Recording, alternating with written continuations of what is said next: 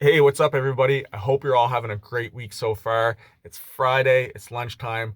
We're getting ready to wrap things up here for the weekend. But before we do, I wanted to share with you all a quick tip. Something that actually just came to mind only a few minutes ago when I was working up a pole. All right, so here's the deal. It's a pretty basic job. I was just changing out an old high pressure sodium light for a new LED light. That's not what I wanted to show you guys. What I wanted to share with you was the way that this pole was framed back 15 years ago or whatever.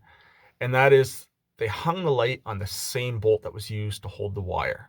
Now, it's not really a big deal. It's not like it's a safety issue or anything, but if you hang something on a bolt that has tension on it, someday down the road when you come by to change whatever it is, a transformer, cutout, street light, it's just going to make things that much more difficult.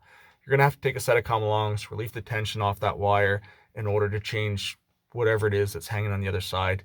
It's just generally not a good practice, especially if you're getting into transformers and cutouts. There are, of course, exceptions, and it's usually okay if it's a guy wire or another wire, something with tension on both sides. Today, what I ended up doing was actually putting the light back on the same bolt for a few reasons. I would have had to take it apart and get a washer on there. And the main reason, I actually don't have my drill with me on the truck. Long story. Hopefully we'll have that back Monday. Um, I'm curious. Let me know in the comments, guys, your thoughts on this. If it's something that you guys practice or agree or don't agree with. That's pretty much all I got for you here today, guys. I hope you all have a great weekend. Until next time, work smarter, not harder. See you next time.